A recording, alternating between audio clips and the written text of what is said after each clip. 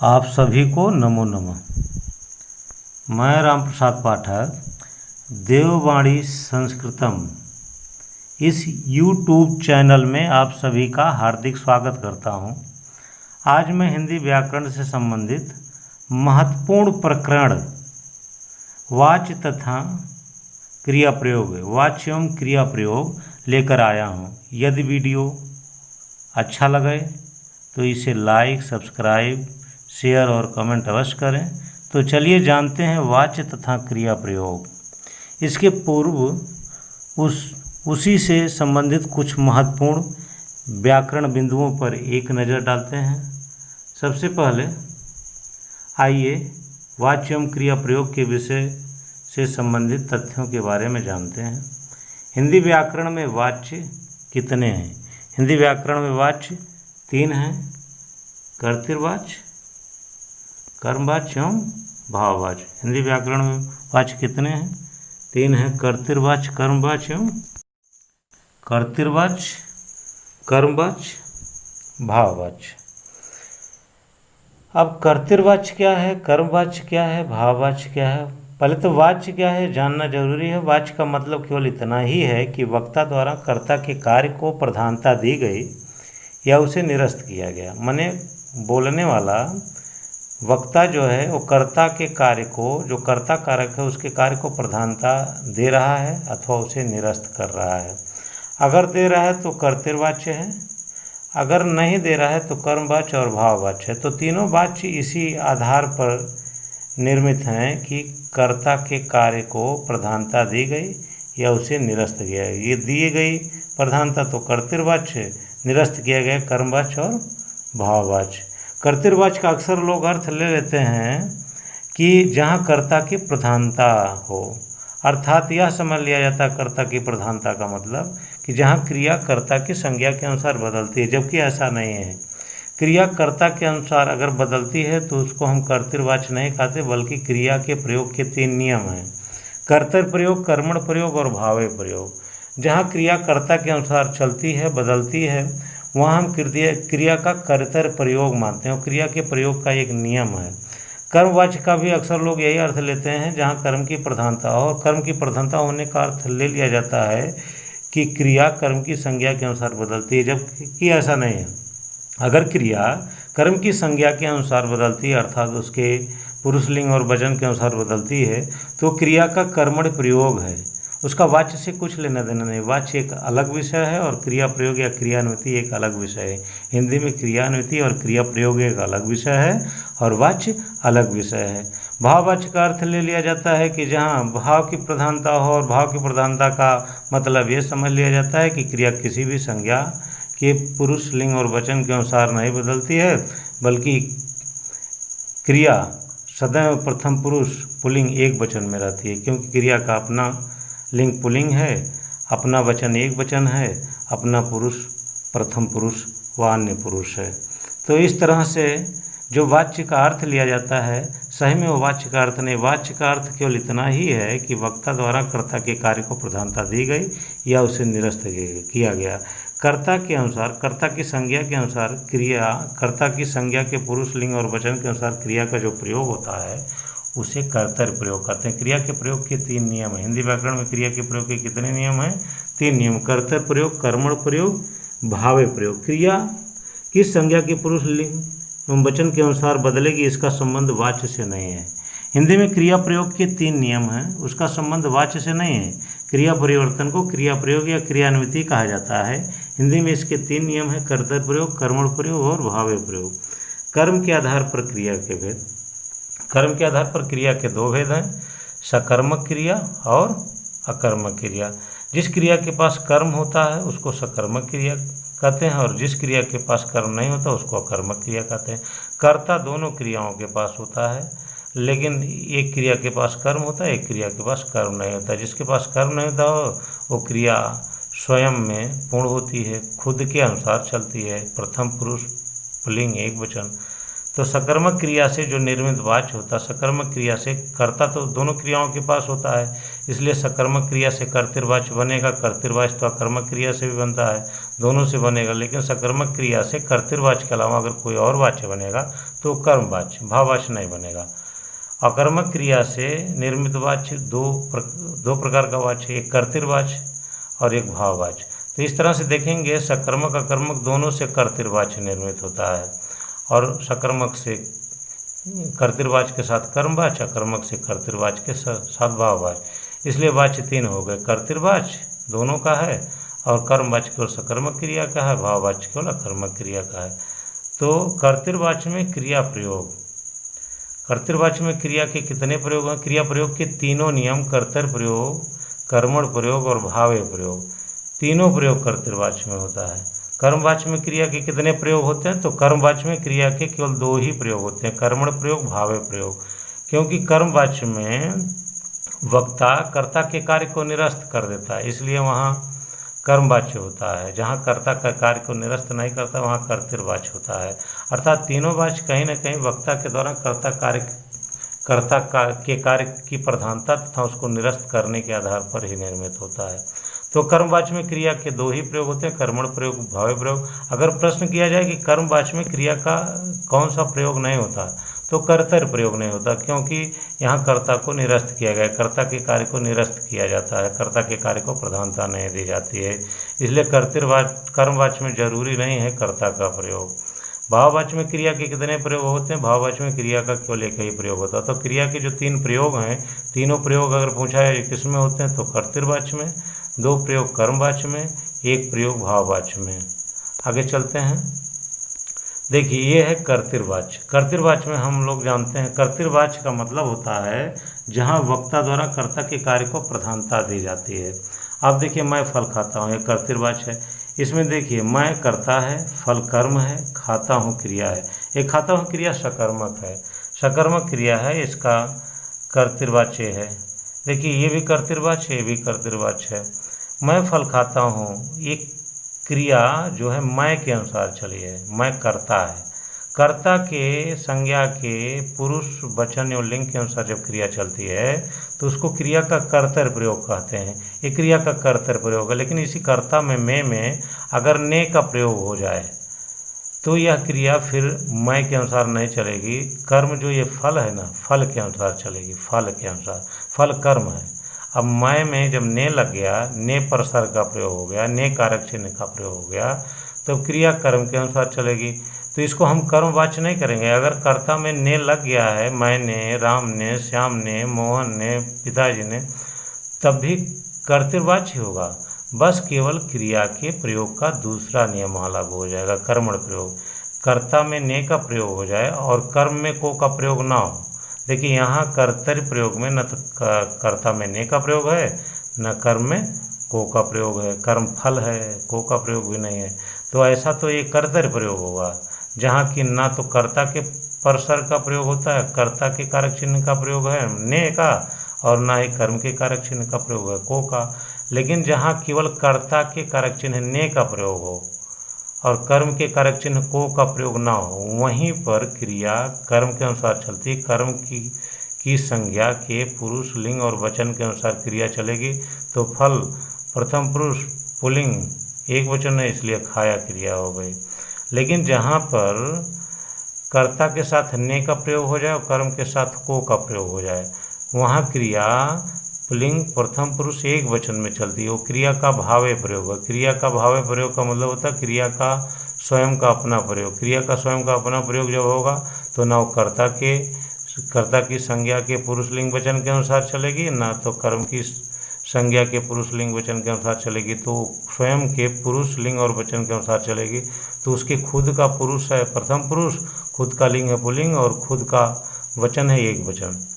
इसी तरह देखिए वह रोटी खाता है, इसमें कर्ता के आगे ने नहीं है, कर्म के आगे को नहीं है, कर्ता वह है और कर्म रोटी है।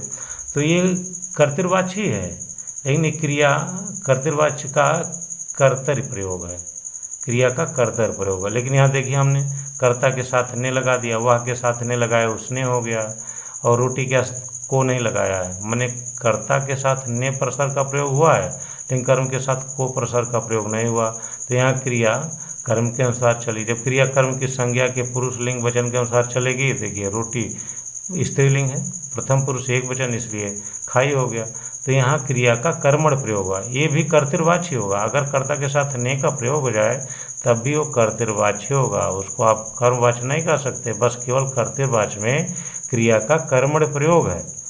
अगर वही देखिए कर्ता के साथ ने का प्रयोग हो गया, कर्म के साथ को का प्रयोग हो गया, तो क्रिया स्वयं के पुरुष अर्थात प्रथम पुरुष, स्वयं के वचन अर्थात एक वचन, स्वयं के लिंग अर्थात पुल्लिंग के अनुसार चली। तब यहाँ पर भी कर्तृवाच्य है, बस कर्तृवाच्य में क्रिया का भावे प्रयोग है, क्रिया प्रयोग के नियम का भावे प्रयोग है। देखिए माँ भोजन बनाती है, यहाँ कर्ता माँ है, भोजन कर्म है, बनाती है क्रिया है, क्रिया सकर्मक है, ये सारी क्रियाएं सकर्मक है। माँ के आगे ने लगा दिया तो देखिए बनाया, भोजन जो है आप बनाया। ने का प्रयोग देखिए, ने का प्रयोग जब भी होगा तो क्रिया भूतकाल में चली जाएगी। आप जानते हैं भूतकाल के सकर्मक क्रिया के कर्ता में ने का प्रयोग होता है। भूतकाल का वो सामान्य भूतकाल भी हो सकता है, आसान्य भूतकाल भी हो सकता है, पूर्ण भूतकाल भी हो सकता है, संदिग्ध भूतकाल भी हो सकता है, हेतु हेतुमद भूतकाल भी हो सकता है। कोई भी, जैसे माँ ने भोजन बनाया है, माँ ने भोजन बनाया है, माँ ने भोजन बनाया था, माँ ने भोजन बनाया होगा, तो ये सब प्रयोग, इस क्रिया जब भूतकाल की सकर्मक क्रिया, भूतकाल की सकर्मक क्रिया के कर्ता में ने का प्रयोग होता है, तो ने का प्रयोग हुआ। लेकिन कर्म के आगे को का प्रयोग नहीं हुआ तो भी वो कर्तृवाच्य है, क्रिया का कर्मण प्रयोग है। क्रिया का कौन सा प्रयोग है? कर्मण प्रयोग। लेकिन देखिए यहाँ ने का प्रयोग भी है, को का प्रयोग भी है, तो यहाँ क्रिया का भावे प्रयोग हो गया। क्रिया स्वयं के अनुसार चलेगी, क्रिया का स्वयं के अनुसार चलना मतलब उसका अपना पुरुष प्रथम पुरुष है, अन्य पुरुष जिसको कहते हैं पुल्लिंग, और एक वचन में वो क्रिया रहती है। यहाँ देखिए पिताजी सब्जी लाते हैं, ये कर्तृवाच्य क्या में क्रिया के का कर्तव्य प्रयोग है। यहाँ पिताजी ने सब्जी लाई, देखिए ये सकर्मक क्रिया है। भूतकाल में जब बदली क्रिया तभी पिताजी के साथ ने का प्रयोग हुआ। ने पर सर का प्रयोग तभी हो सकता है जब सकर्मक क्रिया भूतकाल में बदल जाए, लेकिन सब्जी कर्म के आगे को नहीं लगा है, इसलिए यहाँ पर भी कर्तृवाच्य है, लेकिन बस केवल कर्तृवाच्य में क्रिया प्रयोग का जो नियम है, 3 नियम, उसमें एक कर्मण प्रयोग है। और पिताजी ने यहाँ ने है, फिर सब्जी के आगे को है, तो ये भी कर्तृवाच्य ही है, लेकिन क्या है? क्रिया का भावे प्रयोग है। इसी तरह छात्र किताब पढ़ता है, कर्तृवाच्य क्रिया का कर्तव्य प्रयोग। छात्र ने किताब पढ़ी, कर्तृवाच्य क्रिया का कर्मण प्रयोग। छात्र ने किताब को पढ़ा, ने और को एक साथ लग गया जब छात्र कर्ता के आगे ने और कर्म के आगे को, तो वो क्रिया का भावे प्रयोग है, लेकिन वाच्य कर्तृवाच्य ही है, कर्मवाच्य या भाववाच्य कहने की जरूरत नहीं। तू दिन भर कहानी सुनता है, देखिए तू कर्ता के साथ ने नहीं लगा है, कहानी कर्म के साथ को नहीं लगा है, ऐसी स्थिति में कर्तृवाच्य क्रिया का कर्तव्य प्रयोग है, और तूने यहाँ लग गया लेकिन कहानी के आगे को नहीं लगा, तो केवल कर्ता के आगे नहीं लगा, कर्ता का चिन्ह लगा है लेकिन कर्म का चिन्ह नहीं लगा है, कर्म का कारक चिन्ह, तो ऐसा कर्तृवाच्य ही कहेंगे इसको। अर्थात अगर कर्ता के आगे नहीं लगा हो तो उसको कौन सा वाच्य कहेंगे? कर्तृवाच्य। लेकिन वह क्रिया का कौन सा प्रयोग होगा? कर्मणि प्रयोग। लेकिन कर्ता के आगे नहीं लग जाए और कर्म के आगे को लग जाए तब भी उसको कर्तृवाच्य ही कहेंगे, लेकिन वो क्रिया का कौन सा प्रयोग होगा? भावे प्रयोग। यहाँ गुरु जी किताब पढ़ाते हैं, क्रिया का कर्तृवाच्य का क्रिया का कर्तव्य प्रयोग। गुरु जी ने किताब पढ़ाई, कर्तृवाच्य की क्रिया का कर्मण प्रयोग। गुरु जी ने किताब को पढ़ाया, कर्तृवाच्य क्रिया का भावे प्रयोग। वह सोता है, ये सोना अकर्मक क्रिया, लेकिन ये कर्तृवाच्य है, क्रिया का कर्तव्य प्रयोग भी है, कर्तव्य प्रयोग कर्ता के अनुसार, लेकिन यहाँ कर्मण प्रयोग नहीं हो सकता, क्योंकि अकर्मक क्रिया इसके पास कर्म है ही नहीं। कर्म है नहीं तो समझ लीजिएगा कि कर्ता के आगे ने लग नहीं सकता, ने नहीं लगेगा, क्योंकि ये सकर्मक क्रिया नहीं है। तो सकर्मक क्रिया जब नहीं है तो इसके पास कर्म नहीं है, कर्म नहीं है तो इसका हम कर्तव्य प्रयोग नहीं कर सकते, कर्तव्य प्रयोग नहीं, वो कर्मण प्रयोग नहीं हो सकता। क्या नहीं हो सकता? कर्मण प्रयोग। और जब कर्ता के आगे ने लग जाएगा, कर्म के आगे को लग जाएगा, तभी क्रिया का भावे प्रयोग होगा। तो ये सीधे सीधे कर्तृवाच्य से, अब ये जब भी अकर्मक क्रिया कर्तृवाच्य से फिर कहीं अगर क्रिया जाती है तो सीधे भाववाच्य में जाती है, और इसका कर्तव्य प्रयोग होगा या तो सीधे सीधे भावे प्रयोग होगा। कर्तव्य प्रयोग होगा तो केवल केवल कर्तृवाच्य में होगा, और भावे प्रयोग होगा तो केवल केवल भाववाच्य में होगा। तो बहन रोती है, ये भी कर्तृवाच्य का कर्तव्य प्रयोग है। अब जानते हैं कर्तव्य प्रयोग, कर्ता के अनुसार क्रिया का प्रयोग होगा, या क्रिया या कर्म क्रिया जब भाववाच्य में बदलेगी तो क्रिया के स्वयं के पुरुष लिंग और वचन के अनुसार क्रिया का प्रयोग हुआ। क्रिया का अपना लिंग, अगर पूछा जाए क्रिया का स्वयं का लिंग पुरुष वचन क्या है, तो क्रिया का स्वयं का पुरुष प्रथम पुरुष, जिसको अन्य पुरुष कहते हैं, स्वयं का लिंग पुल्लिंग है, और स्वयं का वचन एक वचन है। आगे चलते हैं। अब देखिए कर्मवाच्य है। कर्मवाच्य में वक्ता द्वारा कर्ता के कार्य की प्रधानता को निरस्त किया जाता है। कर्मवाच्य माने कर्ता की प्रधानता नहीं है, यहाँ कर्मवाच्य है, कर्म की प्रधानता है।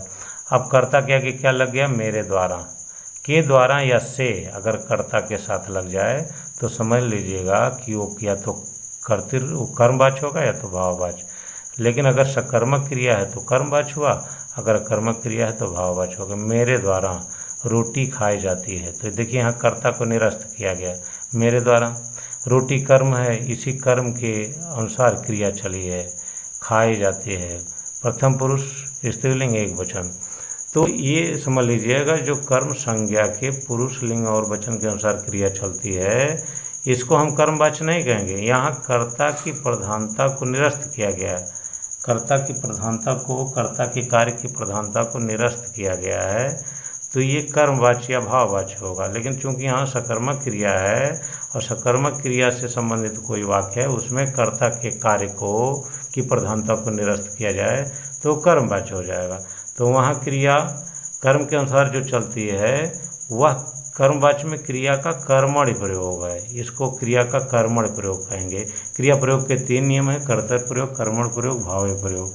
तीनों प्रयोग क्रिया का जो होता है वो केवल कर्तृवाच्य में होता है, कर्मवाच्य में केवल 2 प्रयोग होता है। तो ध्यान लीजिएगा, कर्ता के साथ द्वारा या से लगा हो, के द्वारा या से लगा हो तो सकर्मक क्रिया है तो कर्म के अनुसार चलेगी, जैसे यहाँ रोटी के अनुसार क्रिया चली है। लेकिन ये जान लीजिएगा कर्ता को निरस्त किया गया, लेकिन रोटी के आगे जो कर्म है, ये रोटी, इसके आगे को चिन्ह नहीं लगाया गया। अगर ये को चिन्ह लगा दिया जाता, देखिए जैसे यहाँ लगा दिया गया, तब भी ये कर्मवाच्य ही है, लेकिन तब यहाँ क्रिया का भावे प्रयोग मान लिया जाएगा। तब क्रिया रोटी के अनुसार नहीं चलेगी, क्रिया स्वयं के अनुसार चलेगी, और स्वयं का पुरुष प्रथम पुरुष है, स्वयं का वचन एक वचन है, स्वयं का लिंग पुल्लिंग है। ऐसी स्थिति में जब कर्ता के कार्य की प्रधानता को निरस्त कर दिया जाता है, कर्ता के कार्य को निरस्त किया जाता है, जरूरी नहीं इस कर्ता का प्रयोग हम करें। अर्थात रोटी खाई जाती है यही बोल देना पर्याप्त होगा, या रोटी को खाया जाता है। रोटी खाई जाती है तो इसमें रोटी जो कर्म है, हमने कर्म से ही बोल दिया, क्योंकि कर्म की प्रधानता है, कर्ता के कार्य की प्रधानता को निरस्त किया गया है, तो कर्म से लेकर के वाक्य बोल दिए, कर्ता की ज़रूरत नहीं है। अब अगर कर्म के आगे को नहीं लगाए, सकर्म क्रिया है, सकर्म क्रिया कर्म के आगे को नहीं लगाया, कर्म क्रिया में कर्म होता ही नहीं है, तो वो कर्मवाच्य का कर्मण प्रयोग होगा। अगर लेकिन अगर कर्म के आगे कर्म का प्रसर्ग या कारक चिन्ह को लगा दिए तो वह कर्मवाच्य के क्रिया का भावे प्रयोग होगा। ये जान लेना जरूरी, बस इतना ही होता है। पिताजी के द्वारा सब्जी लाई गई, यह कर्मवाच्य के क्रिया का कर्मण प्रयोग है, क्योंकि पिताजी के द्वारा, देखिए कर्ता के कार्य को निरस्त किया गया है, इसलिए कर्मवाच्य हो गया है। चूँकि क्रिया सकर्मक है, लाना, लाई गई, ये कर्मवाच्य की क्रिया है, सब्जी के अनुसार चली है, सब्जी लाई गई भी बोल सकते हैं, कर्ता बोलने की ज़रूरत नहीं है। लेकिन अगर पिताजी के द्वारा सब्जी को लाया गया, सब्जी जो कर्म था इसके आगे हमने को प्रसर्ग लगा दिया, तो ऐसी स्थिति में क्रिया का भावे प्रयोग हो गया, लेकिन यह जो है कर्मवाच्य ही होगा। आगे है छात्र द्वारा किताब पढ़ी जाएगी। देखिए छात्र कर्ता को द्वारा के द्वारा इसके कार्य की प्रधानता को निरस्त किया गया, और पढ़ी जाएगी एक क्रिया सकर्मक है और किताब के अनुसार चल रही है। क्योंकि किताब जो कर्म है इसके आगे को नहीं लगा गए, तो हम कर्ता का प्रयोग करें या ना करें, सीधे हम बोल सकते हैं किताब पढ़ी जाएगी, क्योंकि यहाँ कर्ता की प्रधानता है भी नहीं, कर्ता के कार्य की प्रधानता नहीं, वक्ता द्वारा कर्ता के कार्य को निरस्त कर दिया गया है, कर्ता के कार्य की प्रधानता को निरस्त किया गया। अब छात्र द्वारा देखिए किताब को कर्म के आगे को लगा दिया गया। ऐसी स्थिति में क्रिया खुद के अनुसार चलेगी। क्रिया का स्वयं का पुरुष प्रथम पुरुष, स्वयं का लिंग खुद का लिंग पुल्लिंग और खुद का वचन एक वचन है। अब मुझसे देखिए, द्वारा के द्वारा और मुझसे, इन्हीं दो के द्वारा कर्ता के कार्य की प्रधानता को निरस्त किया जाता है। तभी अगर सकर्मक क्रिया है उसमें कर्ता के कार्य की प्रधानता को निरस्त किया जाएगा तो वहाँ भी के द्वारा या से के द्वारा निरस्त किया जाएगा। तो वहाँ चूँकि क्रिया कर्म के अनुसार चलेगी, लेकिन कर्मण प्रयोग होगा क्रिया का, कर्म के अनुसार चलेगी। और कर्म के आगे जब को लग जाएगा और कर्ता पहले से निरस्त ही है कर्ता के कार्य की प्रधानता, तो वहाँ क्रिया का भावे प्रयोग होगा। लेकिन जब वो निषेधात्मक वाक्य होगा, नकारात्मक वाक्य होगा, वहाँ के द्वारा या द्वारा का प्रयोग नहीं करेंगे, से का प्रयोग करेंगे, जान लीजिएगा।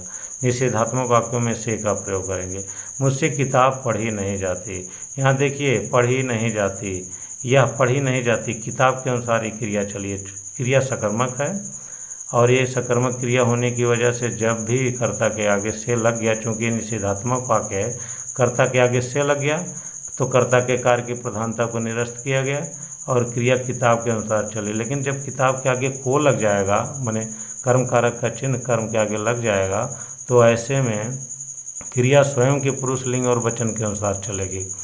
तो वहाँ भी कर्मवाची होगा, लेकिन क्रिया का भावे प्रयोग होगा। जरूरी नहीं है कर्ता का प्रयोग करना, क्योंकि ये कर्मवाच्य में कर्ता की प्रधानता को निरस्त कर दिया गया है। तो मुझसे न बोल करके हम लोग किताब पढ़ी नहीं जाती यह भी बोल सकते हैं, और लगभग यही भाषा में प्रयोग होता है, और किताब को पढ़ा नहीं जाता। तो निश्चित ही आप जान गए होंगे कि कर्तृवाच्य क्या है, कर्मवाच्य क्या है, भाववाच्य। कर्तृवाच्य कर्ता में ने लगने के बाद भी वो कर्तृवाच्य ही होता है, बस क्रिया का कर्मण प्रयोग हो जाता है। और कर्ता में ने लगा हो, कर्म में को लगा हो, तभी वो कर्तृवाच्य ही होता है, बस क्रिया का भावे प्रयोग होता है। इसमें आप देखे हैं, इसमें आप देखें कर्ता के साथ के द्वारा या से लग जाए तो क्रिया अगर सकर्मक है तो कर्म के अनुसार चलेगी, वो कर्मवाच्य का क्रिया का कर्मण प्रयोग होगा। लेकिन अगर कर्म के आगे को लग जाए तब भी कर्मवाच्य होगा, बस क्रिया का भावे प्रयोग होगा। यहाँ आप देखेंगे भाववाच्य, भाववाच्य हमेशा निषेधात्मक वाक्यों में ही प्रयोग होता है। क्यों? क्योंकि वो अकर्मक क्रियाएं होती हैं, अकर्मक क्रियाएं होती हैं और भाषा में निषेधात्मक वाक्यों में ही प्रयोग होता है, उससे सोया नहीं जाता। देखिए, निषेधात्मक होने की वजह से उससे से के द्वारा कर्ता के कार्य की प्रधानता को निरस्त किया जाता है, तो उससे सोया नहीं जाता। देखिए, उससे से लग गया और सोया नहीं जाता, क्योंकि ये क्रिया स्वयं के पुरुष लिंग वचन के अनुसार चलेगी। क्योंकि यह कर्मक क्रिया है, कर्मक क्रिया के पास दो ही वाच्य होता है, कर्तृवाच्य कर्मवाच्य। ये कर्तृवाच्य और भाववाच्य क्षमता, तो कर्तृवाच्य और भाववाच्य। सकर्मक क्रिया के पास दो ही वाच्य होता है, कर्तृवाच्य और कर्मवाच्य। अकर्मक क्रिया के पास दो वाच्य होता है, कर्तृवाच्य और भाववाच्य। तो कर्तृवाच्य माने वह सोता है, ये कर्तृवाच्य हो जाएगा। और जब ये फिर कर्ता के कार्य की प्रधानता को निरस्त किया जाएगा तो सीधे भाववाच्य हो जाएगा, उससे सोया नहीं जाता, मुझसे टहला नहीं जाता, तुमसे सोया नहीं जाएगा, बच्चे से रोया नहीं जाएगा, धूप में चला नहीं जाता। चलना, सोना, रोना ये सब अकर्मक क्रियाएं हैं। तो अकर्मक क्रिया से या तो कर्तृवाच्य बनेगा या सीधे भाववाच्य बनेगा। और भाववाच्य में ये जो भी क्रिया का प्रयोग है, चूँकि कर्ता के कार्य की प्रधानता को निरस्त कर दिया जाता है, क्रिया स्वयं के पुरुष लिंग और वचन के अनुसार ही चलेगी। स्वयं के पुरुष लिंग वचन के अनुसार का मतलब होता है क्रिया का अपना पुरुष प्रथम पुरुष है, क्रिया का अपना वचन एक वचन है, क्रिया का अपना लिंग पुल्लिंग है, ये जान लेना जरूरी। बीमारी के कारण बैठा नहीं जाता, बैठना भी अकर्मक क्रिया है। ठंड में नहाया नहीं जाता, नहाना भी अकर्मक क्रिया है। अभ्यास कार्य देखिए, अभ्यास कार्य में आप देखिए, मोहन ने फल को काटा। दो वाक्यों को मैं बता दे रहा हूँ, बाकी आप जान जाएंगे। देखिए, मोहन के आगे ने का प्रयोग हुआ है, तो ने प्रसर्ग जहाँ भी लगेगा वो पूरा का पूरा वाक्य कर्तृवाच्य का होगा। अगर ये होता मोहन फल काटता है तो ये भी कर्तृवाच्य का होता, बस इसमें क्रिया का कर्तव्य प्रयोग होता। लेकिन मोहन ने फल काटा, ये भी कर्तृवाच्य है, मोहन के आगे ने लग गया तो बस कर्तृवाच्य है, लेकिन बस क्रिया का क्या है यहाँ कर्मणि प्रयोग है, फल के अनुसार क्रिया चली है। लेकिन अगर मोहन ने फल को काटा ऐसा होता, फल के आगे कर्म के आगे को लग जाता है। यहाँ मोहन ने कर्ता के आगे ने लगा है, फल के आगे को लग जाता, तब भी कर्तृवाच्य ही होता। बस क्रिया का भावे प्रयोग होता है। क्रिया का क्या होता? भावे प्रयोग। क्या होता क्रिया का? भावे प्रयोग। जैसे माँ ने रोटी को पकाया, देखिए यहाँ माँ के आगे ने लगा, कर्ता के आगे कर्ता का कारक चिन्ह लगा है, और रोटी कर्म के आगे कर्म का कारक चिन्ह को लगा है। तो ऐसी स्थिति में ये कर्तृवाची है, बस क्रिया का भावे प्रयोग है। लेकिन माँ ने रोटी पकाई, अगर ये को नहीं लगा होता कर्म के आगे, रोटी के आगे को नहीं लगा होता तो ये पकाया नहीं होता, पकाई होती। अर्थात माँ कर्ता के आगे ने चिन्ह लग जाता, ने पर सर्ग लग जाता, कर्ता कारक का चिन्ह ने लग जाता। लेकिन रोटी के आगे, रोटी कर्म के आगे कर्म का कारक चिन्ह नहीं लगा होता तो ये वाक्य बनता माँ ने रोटी पकाई, तब भी कर्तृवाची होता। लेकिन बस कर्तृवाची की क्रिया का कर्मण प्रयोग होता। क्रिया का कौन सा प्रयोग होता? कर्मण प्रयोग। तो आप निश्चित ही इन वाक्यों को बता सकते हैं कि इनमें कौन सा वाच्य है। अगर आपको किसी तरह की कोई समस्या है तो कमेंट बॉक्स में अवश्य कमेंट करें, मैं वहाँ आपको जवाब दूंगा। और अगर आपको ये वीडियो पसंद आए तो इसको लाइक करें, सब्सक्राइब, शेयर और कमेंट अवश्य करें। बेल आइकन के बटन को दबा लें, जिससे जब भी कोई वीडियो मैं अपलोड करूँ तो आपको उसका नोटिफिकेशन प्राप्त हो सके। वीडियो देखने के लिए बहुत बहुत धन्यवाद।